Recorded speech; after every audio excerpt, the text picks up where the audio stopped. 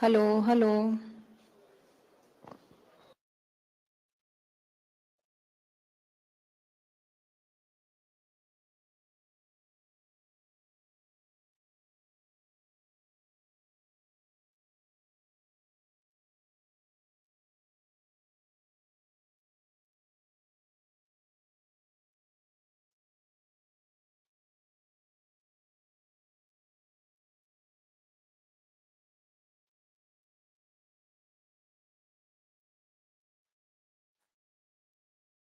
Hello, I say.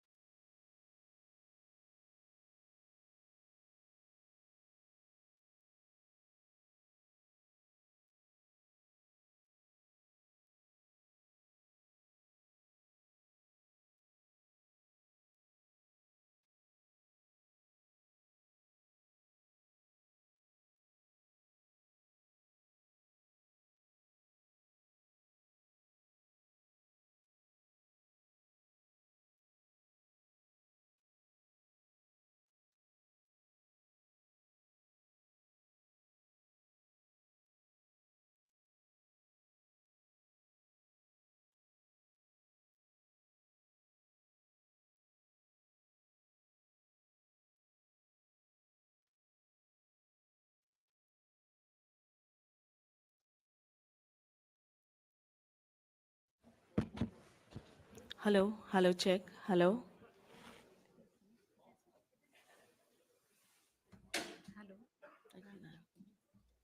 Hello, hello, hello.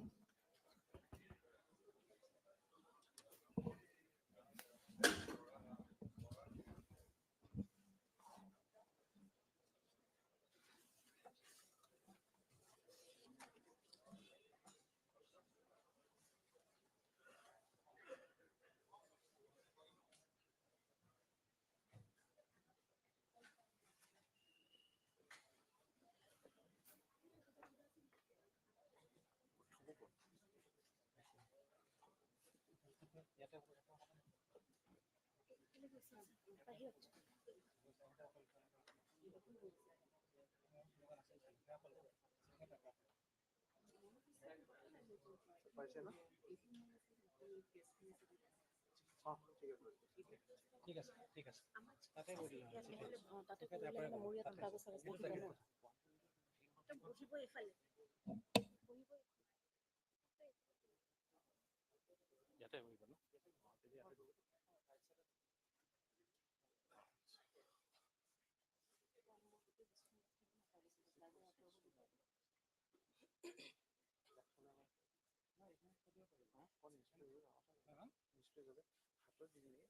তুমি আছা আপুনি এটা কাম কৰক আপুনি এটা ৰখি থাকক মানে তাতে বহাৰ লগে লগে এটা সোমাই যাব আপুনি অঁ এটা সোমাই যাব এইফালে দিয়ে আনিব বুলি কৈছে এনেকৈ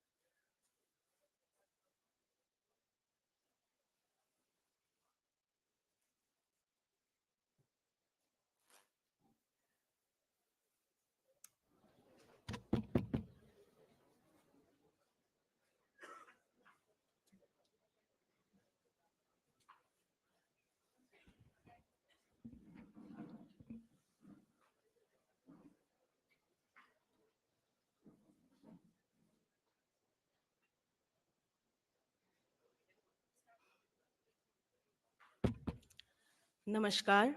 Good evening, ladies and gentlemen. I, Gitanjali Mayur, heartily welcome you all to this glorious evening.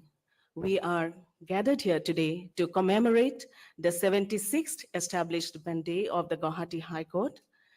We are immensely happy and honored to have among us on this special occasion Akhom Boibhav, Honorable Mr. Justice Ranjan Gogoi, former Chief Justice of India and now a member of the Parliament, Rajya Sabha. We take pride in his august presence and greatly look forward to listening to his enlightening oration on the topic, Role of Judiciary in the Life of a Nation.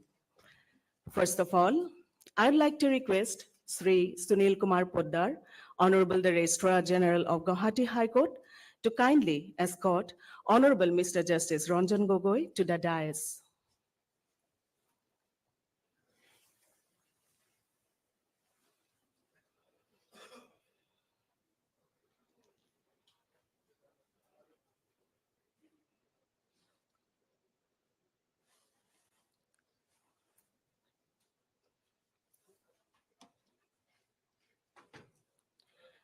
Now I request Sri Utpal Rajkhua, Registrar Vigilance, Guwahati High Court, to kindly escort Honorable the Chief Justice of the Guwahati High Court to the dais.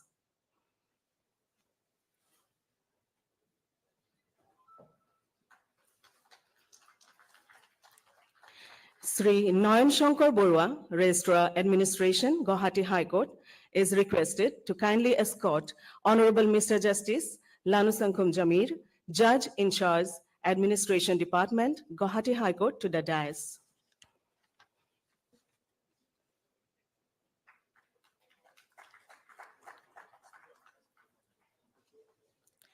To commence the program, we will initiate with the lighting of the ceremonial lamp. May I request Honorable Mr. Justice Ranjan Gogoi, former Chief Justice of India, Honorable Chief Justice of the Guwahati High Court, Vijay Vishnoi, and Honorable Mr. Justice Lanusankum Jamir to honor us by lighting the ceremonial lamp. I would also like to request Sri Minal Kumar Chaudhary, President, Guwahati High Court Bar Association, and Sri Mohim Chandra Deka, President, Guwahati High Court Advocates Association, to proceed for the lighting of the ceremonial lamp, escorted by Srimati Mitali Kotoki and Srimati Bhaswati Goswami.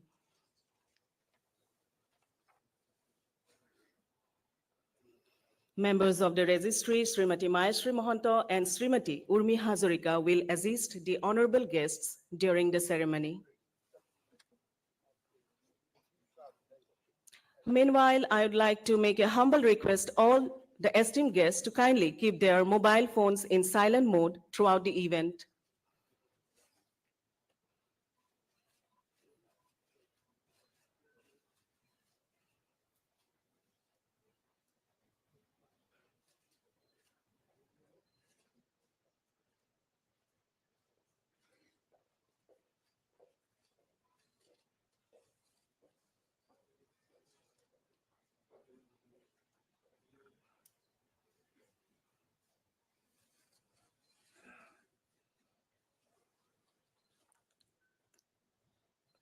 Srimati Mitali Kotoki and Bhaswati Goswami will escort Sri Minal Kumar Chaudhary and Sri Mohim Chandra Deka to their seats. The aura of the ceremonial lamp lighting will be enhanced by the solemn rendition of the Saraswati Vandana. I request Srimati Jayashree Bora, Joint Registrar, Vigilance, Guwahati High Court, to kindly present before us her light classical performance.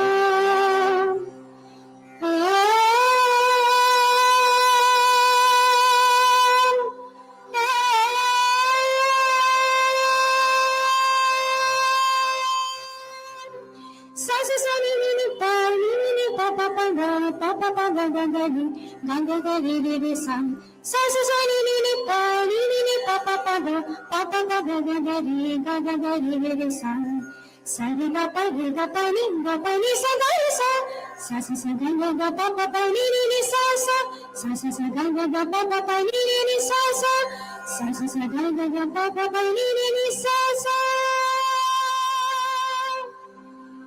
जय मां सरस्वती भवानी जय मां सरस्वती भवानी दयानी दुख हारिणी दयानी दुख हारिणी पाप विनाशिनी बुद्धि वरदायिनी जय मां सरस्वती भवानी जय मां सरस्वती भवानी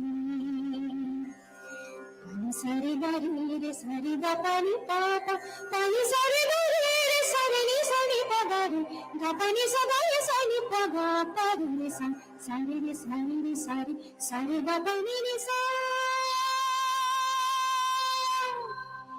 श्वेत हार गलमाला विराज श्वेत हार गलमाला विराज करवीना ध्वनि मधुर सुनावे करवीना ध्वनि मधुर सुनावे हस्त गला भक्त पर राखी हस्त गला भक्त पर राखी सुर की तुम है रानी जय मां सरस्वती भवानी जय मां सरस्वती भवानी सा सरि गरि सा ग पनि ग पनि सा गरि सा नि सा सा पनि नि ग प प रि ग गरि सा नि सा पनि सरि ग गरि ग प प ग पनि नि सा जय जय जय सुर नर मुनि गावे जय जय जय सुर नर मुनि गावे दास ब्रिज श्याम कान लगावे दास ब्रिज श्याम ध्यान लगावे विनती करे शरण दे माता विनती करे शरण दे माता अंत की तुम है तारी जय मां सरस्वती भवानी जय मां सरस्वती भवानी सा सा सा गा गा गा पा ग रि ग ग ग प प नि नि प ग प प नि नि सा सा ग रि सा सा रि ग रि ग प ग प नि सा सा रि ग रि ग प ग प नि सा सा रि ग रि ग प ग प नि सा सा सा रि ग रि ग प ग प नि सा सा सा रि ग रि ग प ग प नि सा जय मां सरस्वती भवानी दयानी दुख हारिणी पाप विनाशिनी बुद्धि वरदायिनी जय मां सरस्वती भवानी जय मां Saraswati Saraswati, Ma Saraswati, Ma Saraswati. Thank you. Thank you so much for the enthralling piece of devotional music. Moving on now to the felicitation program, may I request Honorable the Chief Justice to do the honors of felicitating Honorable Mr. Justice Ranjan Gogoi.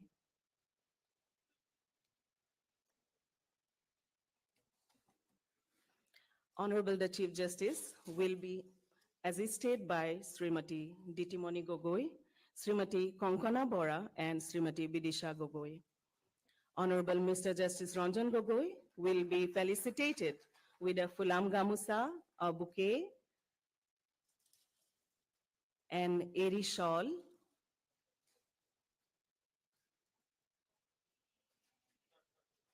and a book titled The Divine Feminine, Ma Kamakhya, the Bleeding Goddess, authored by Mala Borua. Also, we have a portrait of His Lordship himself, sketched by an young architect, Sri Pragyan Kranti Kolita. It may be mentioned here that Sri Kolita is an MTech from IIT Kharagpur, and he's currently serving the Directorate of Museums, Assam.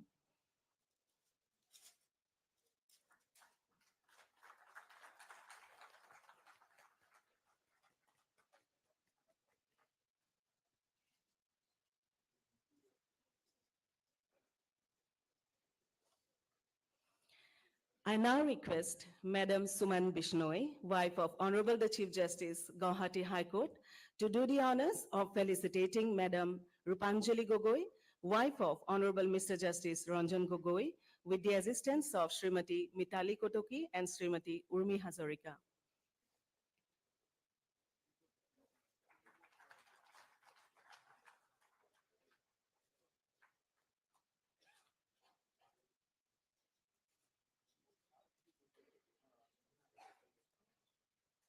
Madam Bishnoi will also felicitate Madam Chandana Sinha Roy, wife of Honorable Mr. Justice Rishikesh Roy, Judge, Supreme Court of India. Srimati Bhaswati Goswami and Srimati Mayashri Mohanto are requested to lend the necessary assistance.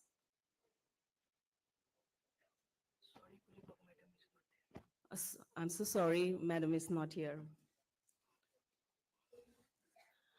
I would now like to request Honorable Mr. Justice Vijay Vishnoi, the Chief Justice of the Guwahati High Court, to present his welcome address.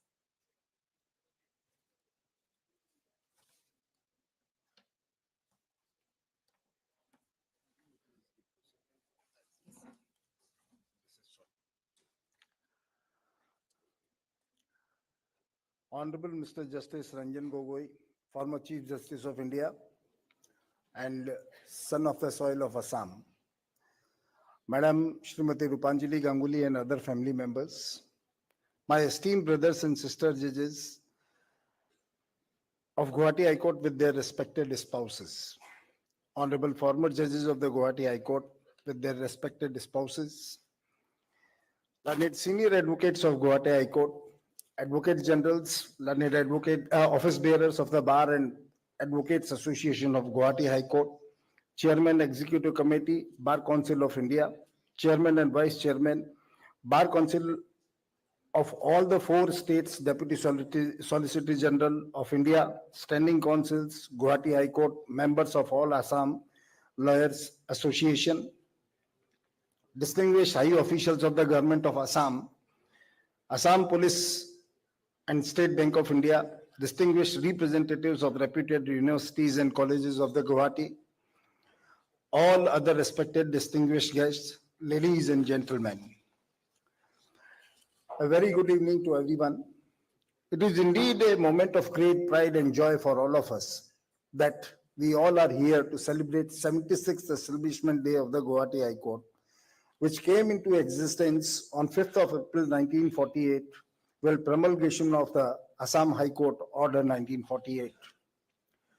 It goes without saying that milestones are reached with small and consistent steps.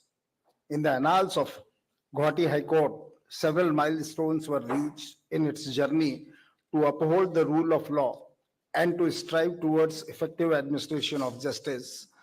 With the concerted efforts and sacrifice of the honorable judges, learned advocates, members of the registry, as well as all other stakeholders.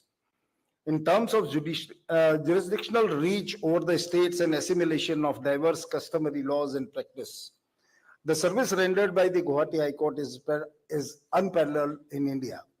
Today's event is organized to recognize their relentless journey for ensuring justice for all. Today we have amidst us, my lords, Honorable Mr. Ranjan Gogoi, former Chief Justice of India, and the recipients of highest civilian award of the state of Assam, the Assam Vaibhav. We are honored and privileged that His Lordships, Madam Srimati Rupanjali Ganguli, have accepted our invitation and agreed to grace the events despite their busy schedule and other commitments. I, on behalf of the Guwahati High Court, with profound gratitude and respect, welcome your Lordships and Madam. With deep sense of gratitude, I welcome my sister and brother judges who are always with me in our joint effort to ensure proper administration of justice and equal access to justice for all. I also take this opportunity to cordially and with respect welcome their spouses. It also gives me immense pleasure to welcome on behalf of the Guwahati High Court the honorable former judges who have graced this event with their spouses. I salute our former judges for their valuable contribution in laying the solid foundation for the High Court in heydays of their life. At the same breath, with the sincere gratitude in heart, I extend a cordial welcome to all the learned advocates of the Guwahati High Court, including the learned senior advocates, advocate generals, and all additional advocate generals of all the 4 states, chairman, executive committee, Bar Council of India, chairperson and vice chairperson, Bar Council of all the 4 states, learned office bearers of the Guwahati High Court Bar Association, as well as the Guwahati High Court Advocates Association, Deputy Solicitor of General of India, standing councils, Guwahati High Court, members of all Assam Lawyers Association, who are all working with us to strengthen this institution. Their contributions and sacrifices in nurturing this institution and putting life in it is invaluable. On behalf of Guwahati High Court, I also extend a very cordial welcome to the Chief Secretary, Principal Secretary, Finance, Director General of Police and former DGP and all other distinguished administrators and the police personnel. We feel gratified that you all are with us to commemorate the event.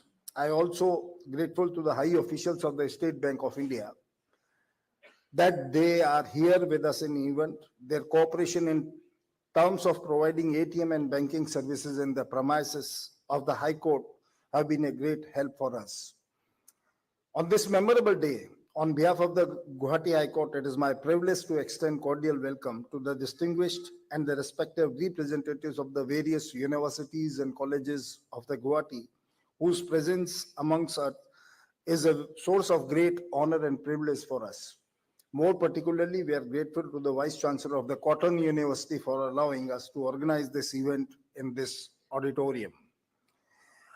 We also extend a cordial welcome to the Director and other members of the Judicial Academy for their relentless effort in providing necessary training to the judicial officers and other stakeholders of our judicial system. We also extend a warm welcome to the members of our judicial fraternity, the Assam State Legal Services Authority, members of the registry, the judicial officers stations at Kamrup Metro, Kamrup and trainee judicial officers. We also cordially welcome all the distinguished members of the print and the electronic media whose role as the 4th pillar of the democracy is very critical. Once again, with all humility and gratitude, I, on behalf of the Guwahati High Court, take the privilege to extend a very cordial welcome to all the honorable guests and seek their wishes and source of strength to carry out our bounden duty under the Constitution of India. Thank you. Jai Hind.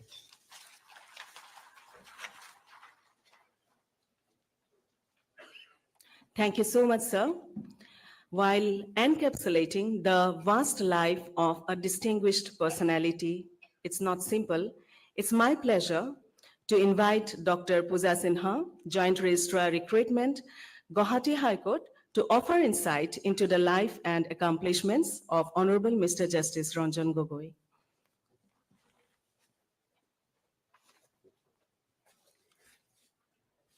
Namaskar.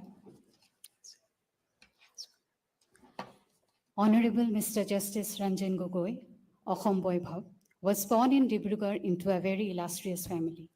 His Lordship's grandmother, late Padma Kumari Guhai, was the first female legislator, and his Lordship's father, late Keshav Chandra Gogoi, was a former Chief Minister of Assam. His Lordship's mother, late Shanti Gogoi, was a prominent social activist and founder of NGO named Socio-Educational Welfare Association, SEWA, which aimed at helping the marginalized communities of Assam. The NGO, as on date, continues to function in diverse fields. An alumni of St. Stephen's College and Campus Law Center, University of Delhi, his Lordship began his practice as an advocate in the year 1978. His Lordship practiced in the Guwahati High Court on constitutional, taxation, and company matters for more than 2 decades. His Lordship was elevated as a judge of the Honorable Guwahati High Court and appointed as permanent judge on 28 February 2001. His Lordship was appointed as the Chief Justice of Punjab and Haryana High Court on 12th of February 2011 and was elevated to the Supreme Court on 23rd April 2012. His Lordship adorned the covetous chair as the 46th Chief Justice of India on 3rd of October 2018, etching a name in the pages of history as the first Chief Justice from the state of Assam. His Lordship demitted office on 17th of October 2019, having delivered many path-breaking judgments. An epitome of exemplary courage and always steadfast and inspiring, His Lordship was nominated as a member of Rajya Sabha by His Excellency, the then President of India, Sri Ramnath Kovind, and His Lordship is currently an independent member of Rajya Sabha, not affiliated to any political party. His Lordship has created a scholarship fund out of the salary and allowances received from Rajya Sabha. Till date, over 40 numbers of students, both from Assam and other states, have been awarded scholarship of different amounts ranging from Rs 40,000 to 75,000 per annum. His Lordship has many legal articles to his credit and has even penned an autobiography, Justice for the Judge, an autobiography, leaving imprints on the sense of the judicial landscape for the young minds to emulate and tread. His Lordship was awarded the degree of Doctor of Laws, honoris causa, by the Punjab University in its 70th convocation held in May 2023. His Lordship's life history is being made a part of the oral history project of the Prime Minister's Museum and Library at Teen Murti Campus, New Delhi. Now, may I request Honorable Mr. Justice Ranjan Gogoi, former Chief Justice of India, to enlighten the august gathering. Lordship.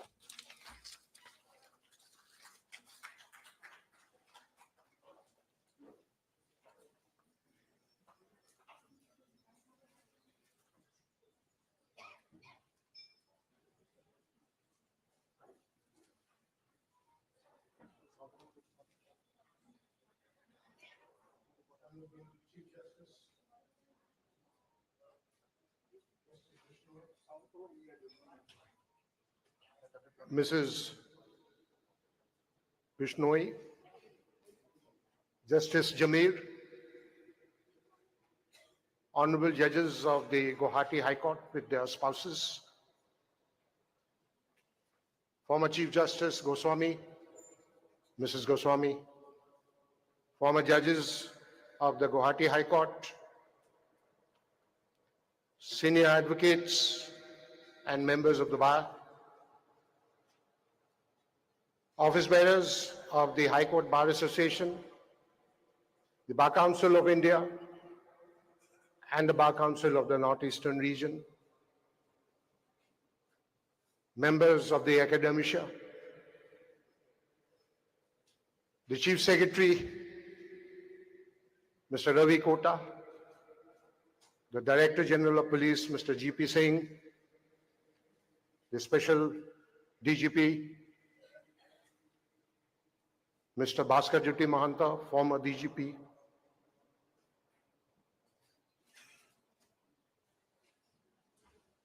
members of the media, both print and electronic, my family members who are present, and of course, the last but not the least, my wife. A very good evening to all of you. This is to Chief Justice Bishnoi and his brother judges. Thank you for inviting me. Chief Justice, I have very fond memories. It's really homecoming for me. As a 14-year-old boy, way back in the year 1969, I had come to take admission in the then Cotton College in pre-university. This was the very hall, then known as the Union Hall, to which I had come and got my admission into college from school. And today, after 55 years, having retired good 5 years back, I am back to where it all began. Very fond memories.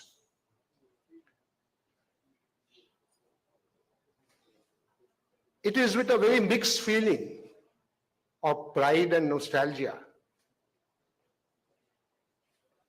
that I stand to address you on the topic of today's event that has been organized to commemorate the 76th Establishment Day of the Guwahati High Court.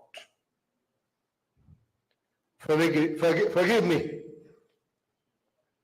I want to make a correction to the topic.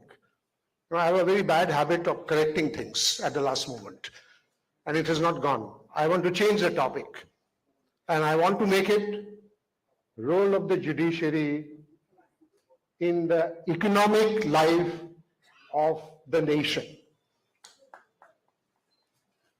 The emphasis is on the economic life of the nation, not a nation. And if anybody is to be faulted for this topic, it's me. I had given it. Foundation or establishment days of an institution transcends mere celebration. It is an occasion ripe with opportunities for introspection and renewal. For me, this institution, the Guwahati High Court, is not just a temple of justice. It is the place where I embarked on a significant journey of my life. The corridors of this court and the solemnity of its courtrooms hold a special place in my life. For it was here that I started my legal practice as an advocate and was later elevated to the bench. My journey in the Guwahati High Court was more than an opportunity to serve the cause of justice. It was a profound learning experience, a period of professional growth and personal introspection. Each case that came before me, each judgment that I had penned was a building block in my understanding of the law and, more importantly, in my understanding of justice. The complexities of the legal challenges unique to the northeastern region of our country, the diversity of its people, and the richness of its cultures all played a crucial role in shaping my judicial philosophy. Today, I wish to speak of a powerful force that binds us all. Hope. H-O-P-E. Each court signifies a pillar of hope that exists in the heart of society. The hope is for justice.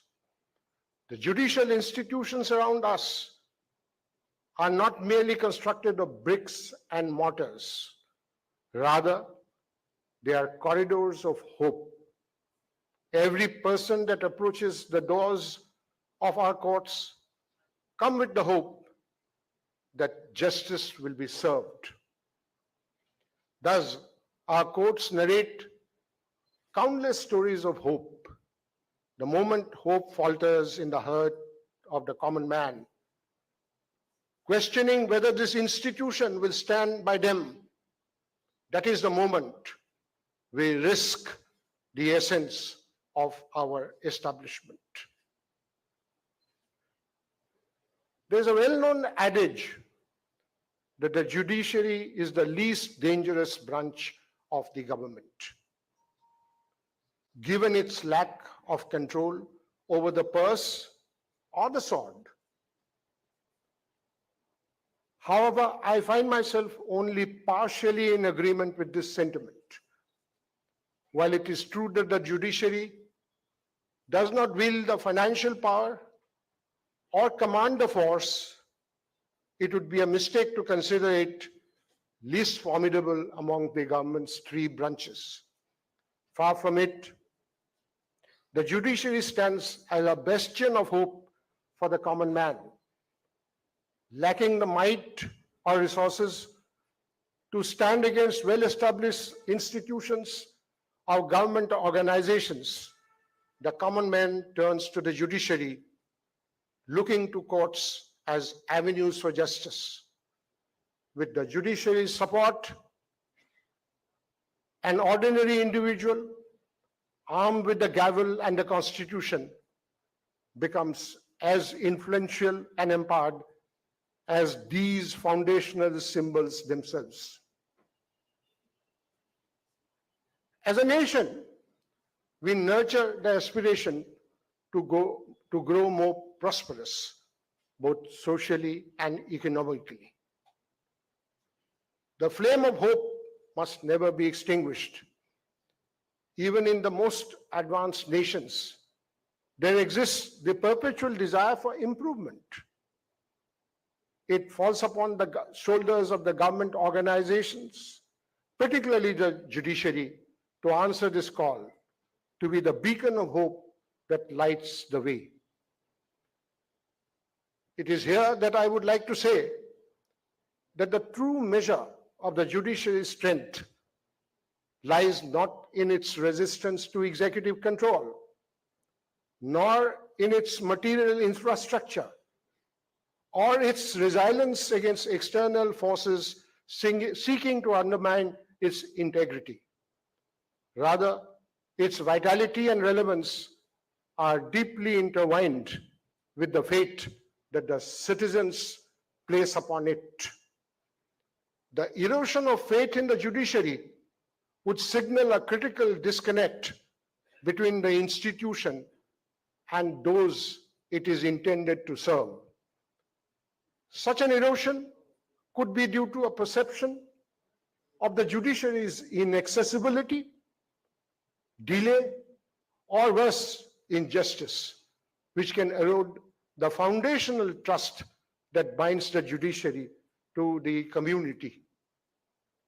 Therefore, the judiciary's legitimacy and authority are intrinsically linked to its ability to inspire belief in its processes and outcomes. To fortify this bond of trust, the judiciary must not only be effective, but be seen to be effective. It requires a proactive approach to understanding and addressing the concerns of the public, simplifying legal processes, and ensuring that justice is not only done, but it is also perceived to be done. innovating ways to make the judicial system more approachable, adaptable, and responsive to the evolving needs of society are integral steps in preserving this trust. A robust democracy is sustained by the pillars of a strong judiciary, an entity that anchors its roots deeply in independence and impartiality.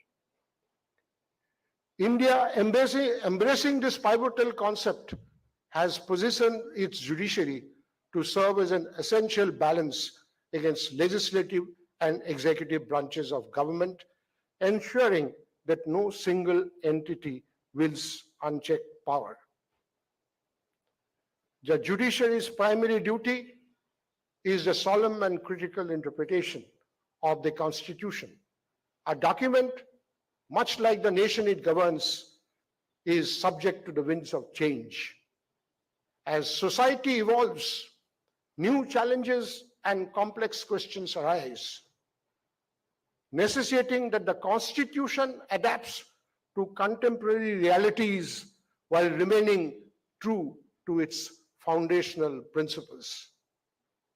It is within this dynamic environment that the unique symbiosis between the Constitution and the judiciary manifests. The judiciary does not exist in status. It matures in conjunction with the Constitution, simultaneously guiding its progression.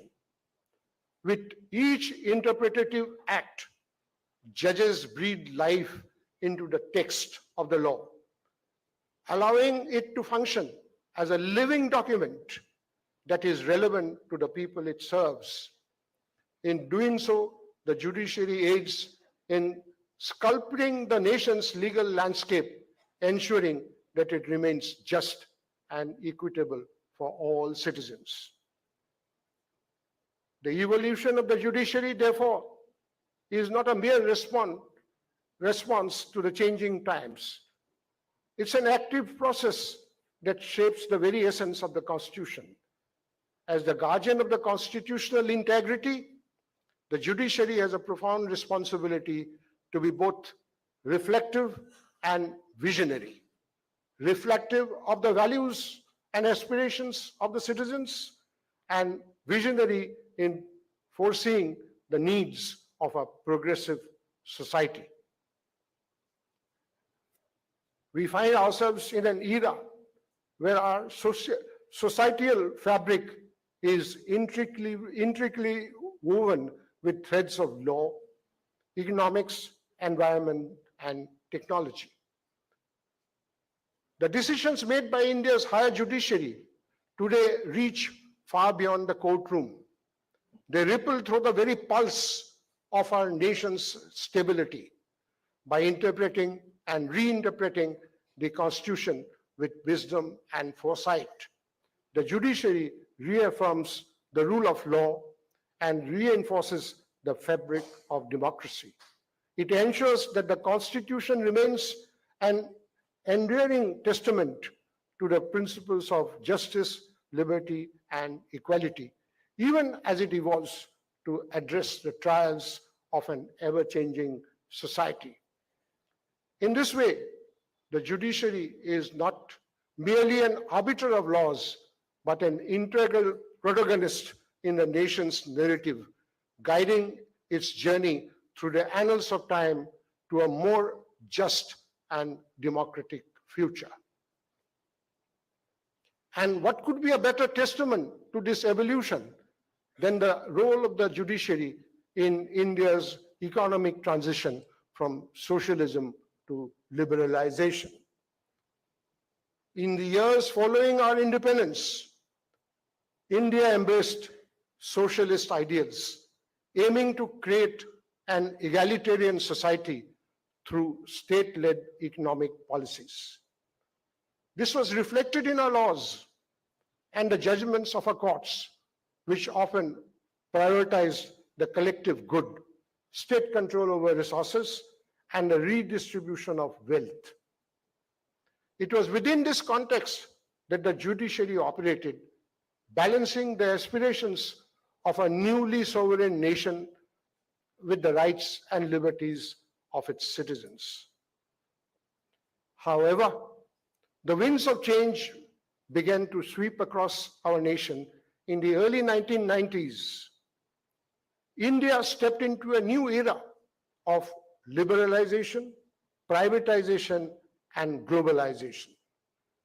These economic reforms transformed the landscape of our nation, sparked rapid growth, increased investment, and integration with the global economy.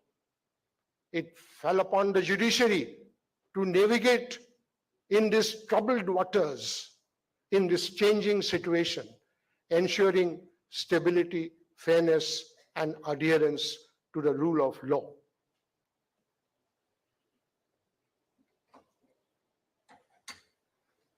The Supreme Court of India and various high courts had to assume a proactive role in interpreting the Constitution in a manner that fostered economic liberalization while upholding fundamental rights. Judgments of the court had to adjust the scales of justice, ensuring that while the market was allowed more freedom, the vulnerable did not suffer as a consequence.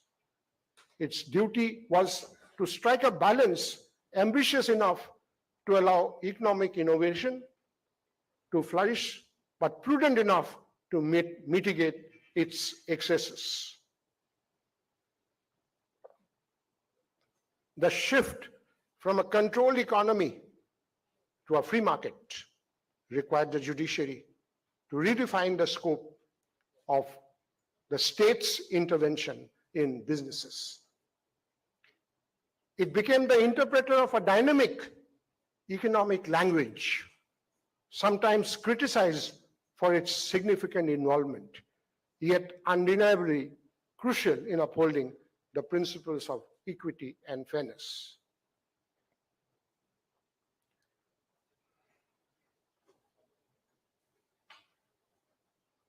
Now let me talk about the judiciary's role in harmonizing economic development with social justice. The judiciary in any nation plays a pivotal role as an arbiter of balance. Its function extends beyond simply interpreting the law to also ensuring that as a country embraces the twin forces of globalization and privatization, the fabric of social justice remains intact. This becomes particularly salient when considering the impact of such economic policies on different stratas of society. A noteworthy instance where the Indian judiciary has successfully mediated between concentrated economic development and equitable social policy is the implementation of agrarian reforms. These reforms are emblematic of the judiciary's commitment to ensuring that the disadvantaged and landless farmers receive a fair share of the agricultural wealth. More so, they demonstrate the nuanced understanding that genuine prosperity arises not merely from robust business sectors, but also from uplifted standard of living for the common man. In seeking a prosperous future, a country must not merely focus on the visible indices of economic growth, but must also ensure that such growth translates into tangible benefits for the people. Bridging the divide between progress and social welfare, the judiciary enshrines its role as a protector of both economic dynamism and the public's moral and material interests. The dual responsibility is the hallmark of a judiciary committed not only to the rule of law, but also to the ethos of a just and egalitarian society. Agrarian reforms, abolition of jamindari, abolition of fundamental right to property, upholding of sealing laws are all instances of the judicial balancing of a new economic era with change social equations. A word about private law, particularly meant for the judicial officers who are present. Private law encompassing areas such as contract law, property law, tort law, and commercial law also plays a critical role in the functioning of market economies, even if it is not often in the public spotlight. These areas of law provide the framework within which individuals and businesses understand their rights, duties, and liabilities, and again critical importance when considering the broader economic implications. Contracts form the backbone of commercial transactions. Every sale, service agreement, lease, or business merger operates under the auspices of the contract law. When courts interpret and enforce contracts, they set precedents that can either foster or deter future economic transactions. A positive judicial nod signifies that agreements entered into will be honored.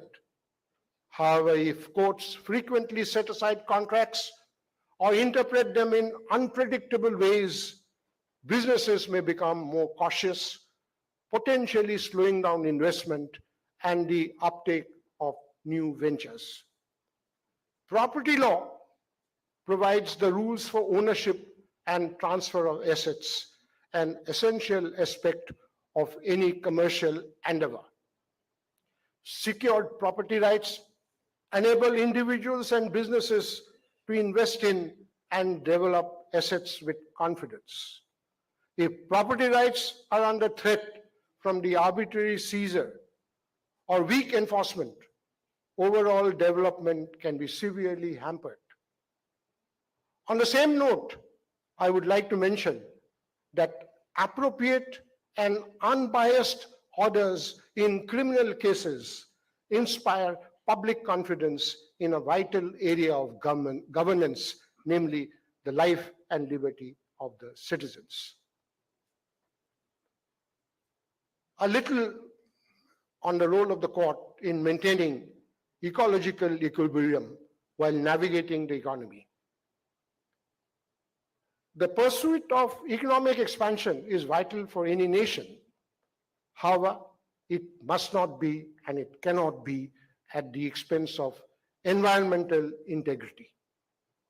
The Indian judiciary has been entrusted with the critical responsibility of harmonizing the dual objectives of fostering economic growth and preserving the environment, a delicate balance it has adeptly maintained through numerous judgments. These judgments reflect a nuanced understanding that sustainable development is the cornerstone of a progressive society. By integrating environmental considerations into economic planning, the judiciary has sent a resolute message, namely that the environment cannot be compromised for short-term gains. The courts, time and again, set legal precedents that emphasize the necessity of intergenerational equity, ensuring that natural resources are used judiciously to meet current needs while safeguarding them for the future generations. In landmark cases such as the oleum gas leak case and the Ganga pollution case, the Indian judiciary reinforced the doctrine of absolute liability and the polluter pays principle. It positioned the environment as a national asset held in trust for the benefit of the public, mandating that the government and industrial entities take substantive measures to prevent ecological degradation. Through these decisions, the judiciary has not only protected the environment from potentially destructive industrial and governmental actions, but has also reminded these bodies of their intrinsic obligation towards environmental stewardship. The judiciary's environmental jurisprudence also recognizes that a healthy environment is inextricably linked to the overall well-being of the nation's citizens, who have a constitutional and a fundamental right to a clean environment, a very important facet of the right to life. By playing this proactive role, the Indian judiciary contributes significantly to nurturing a more sustainable and equitable growth model. This integrated approach mirrors the judiciary's larger vision for a nation where economic prosperity and ecological sustainability exist in a state of dynamic equilibrium, collectively contributing to the nation's well-being and progress. Now permit me to talk of something different. The judicial branch has often struck chords that resonate with progress, and at times chords that have led to contemplative silences. With the might of the pen comes a burden, the burden of choice. The choice to either nurture the needs of reform or the risk of adventuring into territories that might upset the delicate balance of governance. Adventurous judicial activism carries with it this risk, where decisions, though well-intentioned, have sometimes led to unintended consequences, muddying the waters of legal certainty. In that context, the advent of public interest litigation is relevant, as it marked a revolutionary shift in the legal landscape, transforming the judiciary from a passive arbiter of disputes into an active force for social change, and at times even bringing in debatable changes in political life and values. This evolution in legal thought and practice underscored the judiciary's role in addressing grievances beyond the confines of individual disputes, focusing on broader questions that I have mentioned above.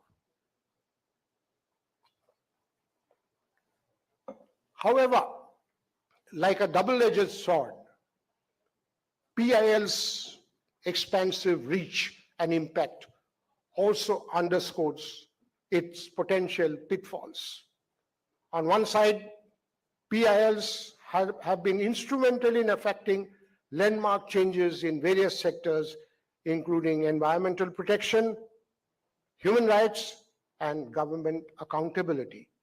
On the other side, the broad latitude provided by PIL has sometimes led to what can be seen as judicial overreach, with courts encroaching upon the domains traditionally reserved for the legislative and executive branches, and trenching upon political morality with doubtful credentiality. This delicate act of navigation, choosing when to act and when not to act, underscores the judiciary's huge responsibility.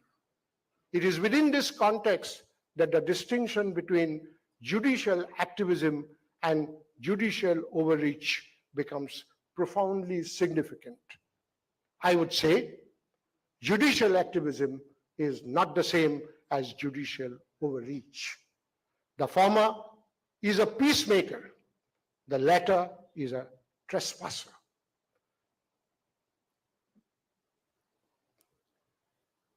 There's a book which I picked up from the bookstore a couple of days back.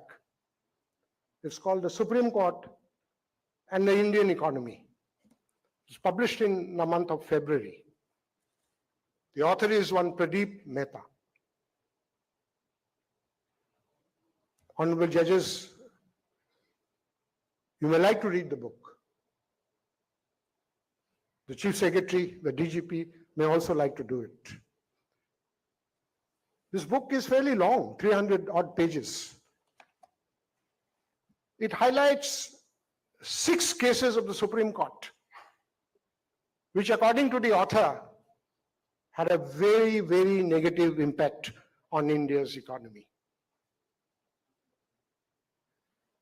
The 6 cases, if I recollect, are number 1, that liquor ban on national highways, where the author has said 500 or 250 kilometers as the crow flies or as you walk. The 2G spectrum case. The third is that the change of vehicles in Delhi, that BITS 4 models. The fourth is the coal block allocation cases. The fifth is that adjusted gross revenue case. And the fifth one I forget. Whether we agree with the author or not is another thing, but it offers a valuable insight to what could be judicial overreach and not judicial activism. Now, to come back, around the world, nations are recognizing the urgency with which their judicial systems must adopt. These systems are called upon to be prophetic, to understand the undercurrents of their rulings, and to promote an environment where the law befriends vitality rather than unwittingly hindering it. A functional judiciary endowed with sufficient resources and personnel is therefore not a luxury, but an imperative for sustained development of the nation. The repercussions of a stalled judiciary are not confined solely to the economic sphere. The social implications are equally profound. In the absence of timely justice, the public's trust in the institution wanes and the rule of law is undermined, affecting the nation's overall well-being. The economic survey of 2018-2019 presented by the Honorable Finance Minister of our country indicated that backlog plagues our judiciary, which acts as a significant impediment to India's GDP growth and investment climate. India, like its global counterparts, must step forward into this integrated future, one where justice is dispensed not only with a gavel of legality, but also with a compass of economic wisdom and social reform. The ongoing challenge for the judiciary in promoting the nation's growth lies in its continuous adaptation to the evolving needs of a dynamic society, ensuring legal predictability and addressing novel issues brought about by emerging industries, technologies, and societal values. In doing so, the judiciary must remain vigilant, not to encroach upon policymaking, preserving the sanctity of the checks and balance system. While it is undeniable that the judiciary is a cornerstone of the advancement of a nation, its capacity to foster all-round progress is contingent upon its ability to function efficiently and effectively. A vital aspect of the judiciary's efficacy is its capacity to efficiently manage caseloads. However, a persistent challenge that undermines this efficiency is the perennial backlog of cases coupled with a critical shortage of judges. This issue is no stranger to our discussions. It has been highlighted in numerous forums, underscoring the persistent shadow it casts over our judicial system. Despite our collective awareness and the emphasis placed on addressing this challenge, the backlog of cases continue to loom large, haunting the judiciary's efforts to dispense timely justice. What is the way forward? Elevating the number of judges on the bench might seem like a straightforward remedy to the endemic backlog of cases. Yet sheer numbers alone cannot guarantee the dispensation of quality justice. Appointing judges isn't simply a numbers game. It hinges profoundly on the quality and integrity of those who don the robe. It is the caliber of the judiciary, after all, that will leave an indelible imprint on the prosperity of the nation. Yet quality does not sprout in isolation. It demands a meticulous appointment process with a special focus on merit and an uncompromising stance on ethical standards. It calls for comprehensive training and continuing legal education that keeps pace with the dynamic landscape of law and society. Perhaps most crucially, it necessitates a culture within the judiciary that perpetuates high standards, encourages intellectual rigor, and demands integrity, both in and out of the courtroom. Moreover, in an age where innovation and infrastructure underpin significant advancement across various sectors, the judiciary must not lag behind. To forge ahead, it is imperative that we rethink judicial infrastructure, incorporating cutting-edge technology and modern practices to streamline processes. There exists untapped potential in collaborating efforts where the judiciary can engage with industry experts to devise strategic solutions explicitly. Such alliances can introduce fresh perspectives and employ data analytics, case management software, and other digital tools to alleviate procedural bottlenecks. While technology can never replace human judgment, it would certainly call for replacement of the status quo judge who is not willing to look ahead. From a little different perspective, India's journey through the terrain of rapid technological evolution is fraught with both promise and peril. While these advancements offer immense potential for growth and innovation, they also pose significant challenges, notably in the form of impersonation and proliferation of misinformation. Such phenomena can lead to social unrest and discord. Misinformation, often disseminated under the guise of liberty and free speech, threatens to fragment our nation, highlighting a need for a system of governance that balances individual freedoms with collective responsibility.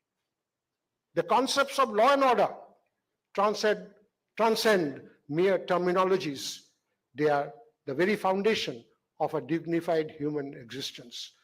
The preservation of these principles is paramount, serving as the cornerstone upon which security and stability of the nation is built. The state, in conjunction with the judiciary, bears a solemn duty to uphold these principles, ensuring that the freedoms granted to us by our Constitution are not misused to the detriment of our collective well-being. It is essential to strike a balance between safeguarding free speech and preventing the spread of harmful misinformation. A nation's strength lies in its ability to unite its people together towards common goals while respecting and protecting their diverse voices and identities within a democratic structure. The process involves constant negotiation of the social contract between the state and its citizens, where liberties are exercised with a keen awareness of their impact on the nation's fabric. Holding the office of a judge commands immense respect and authority, endowing individuals with the capacity to shape public trust and the perception of the judiciary. Their demeanor, encompassing both their professional undertakings within the courtroom and their personal conduct beyond the courtroom, establishes a benchmark for ethical practices and integrity across the judiciary and the legal community at large. The elevated standard of conduct serves not only to uphold the dignity of the judicial office, but also to reinforce the sanctity of the legal system in the eyes of the public. It is therefore essential that they navigate their roles with utmost caution and responsibility, mindful of the profound impact their conduct can have on the institution's credibility and the societal trust vested in them. We depart today not with answers, but with reflections. Through vigilant guardianship of constitutional mandates and dynamic interplay with evolving norms, the judiciary has undeniably become a cornerstone in the edifice of our democracy. In the grand narrative of our nation's ascent on the global stage, the judiciary, with its profound interpretations and decisions, need to illuminate the path towards a more just, economically viable, vibrant, and resilient future.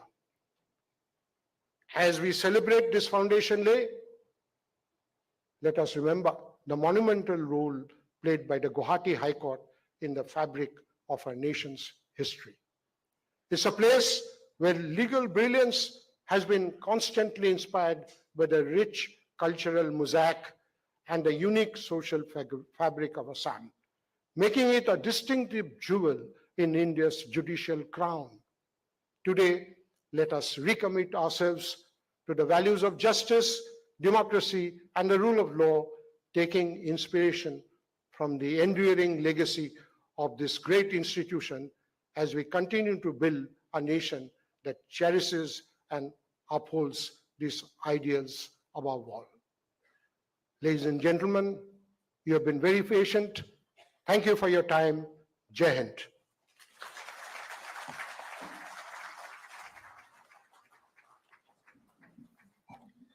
Thank you deeply, sir, for your invaluable oration. Your presence today has enriched this August celebration, and we are truly grateful to you for enlightening the occasion with such an insightful discourse. And now, Honorable Mr. Justice Lanusankum Jamir, Judge in Charge, Administration Department, Guwahati High Court, will deliver the vote of thanks.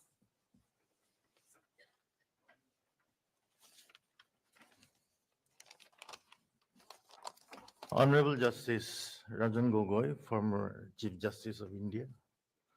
Honorable Justice Vijay Vaishnoi, Chief Justice of the Guwahati High Court. All the dignitaries present here tonight. It is indeed a matter of great pride and satisfaction for me to have the opportunity to deliver a vote of thanks on behalf of the Guwahati High Court on the event organized to commemorate the 76th Establishment Day of the Guwahati High Court. With deep sense of honor, I, on behalf of the Guwahati High Court, expresses profound gratitude to our esteemed Chief Guest, Honorable Mr. Justice Ranjan Gogoi, former Chief Justice of India, for kindly agreeing to grace the occasion in spite of his Lordship's busy schedule. We are greatly honored to have your Lordship with us. We also extend our special thanks to Madam Srimati Rupanjali Gogoi for gracing the occasion, as well as other family members of Honorable Justice Ranjan Gogoi. A special thanks to Madam Suman Vishnoi for her kind presence this evening. Your Lordship, your oration on the role of judiciary on the economic life of the nation truly highlights the importance of judiciary as a pillar of democracy to safeguard the rights of people within the framework of our Constitution. Thank you, Your Lordship.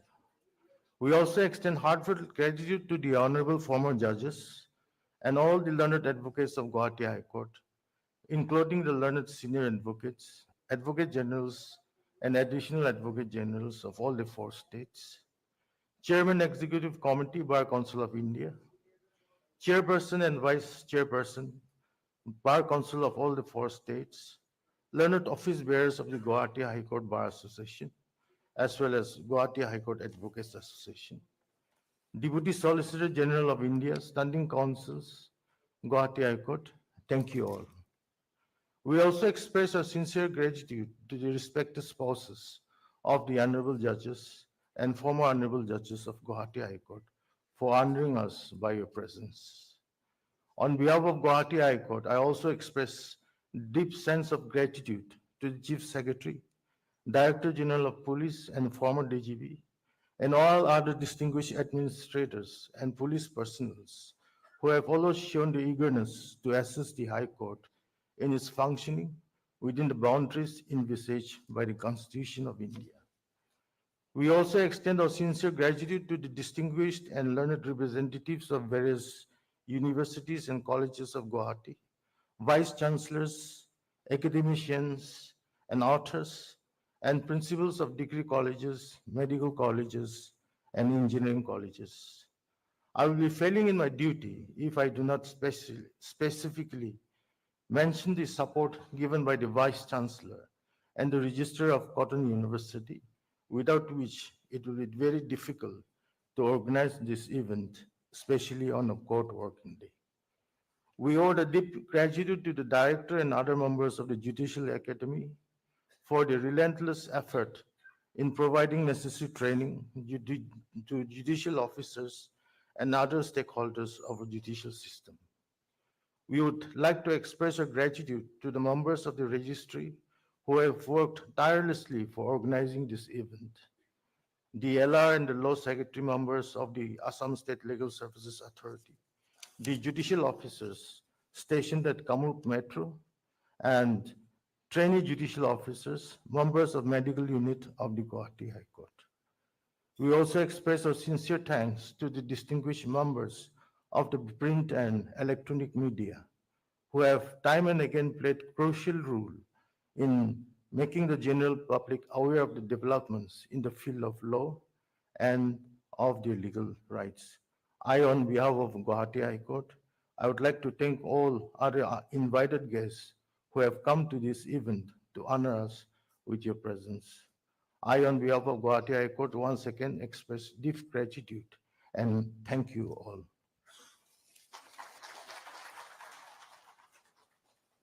Thank you, sir. I now kindly request all the esteemed guests and dignitaries to rise for the national anthem.